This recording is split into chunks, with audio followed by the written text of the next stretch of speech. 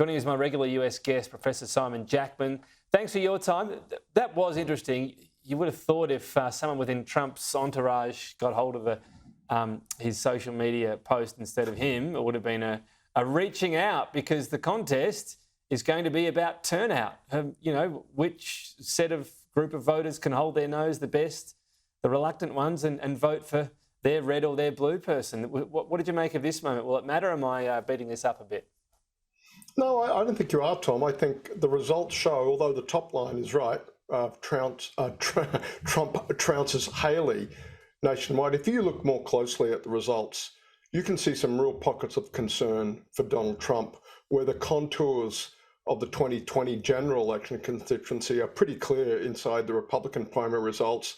The suburbs of Northern Virginia, outside Washington, D.C., Haley beat Trump there.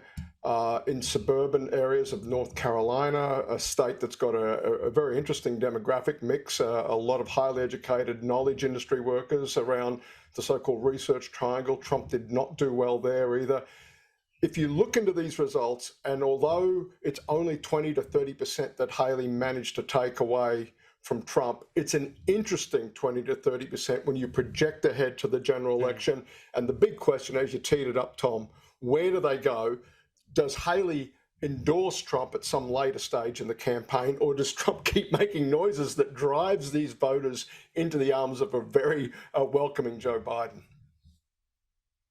Well, it's just not in his nature to roll out the welcome mat, is it, to have that conciliatory tone? We'll see if it comes. And then the question gets to, OK, when we look at the percentages of support for Nikki Haley, how much of them are disgruntled Republicans?